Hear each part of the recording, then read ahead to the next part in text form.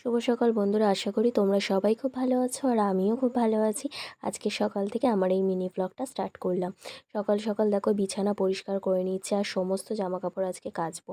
কারণ আমি বাড়ি ছিলাম না, বাপের বাড়ি গেছিলাম, কাল এসেছি রাত্রেবেলা। আর এসে দেখছি আমার বর দায়িত্ব সহকারে সমস্ত কিছু নোংরা করে রেখেছে। কারণ ও জানে আমি আসলেই এগুলো সব কাচবো। তো ও নোংরা করে রেখেছে, তো পরিষ্কার করে নিয়েছি, কাচাকুচি করে স্নান টান করে এসে বৃষ্টি চলে এসছে।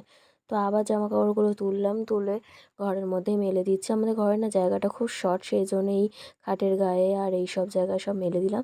তারপর পুজোটা কমপ্লিট করে নিলাম। তারপর প্রচণ্ড মাথা ধরেছিল, খাওয়া দাওয়া করে ঘুমিয়ে গেছিলাম। সন্ধেবেলা আবার ঠাকুরঘর থেকে ব্লগটা স্টার্ট করছি। দেখো এই যে ধুনো দেবো, আর আমি আসলেই না সন্ধেবেলা একটু ধুনো টুনো দিই। তো স্টার্ট করে নিলাম। তারপরে মাথা যন্ত্রণা করছে খুব, সেই জন্য একটু আদা গোলমরিচ দিয়ে চা বানিয়ে খেলাম। আমার মিনি ব্লগ যদি ভালো লেগে থাকে তাহলে আমার চ্যানেলটাকে কিন্তু সাবস্ক্রাইব করতে ভুলো না।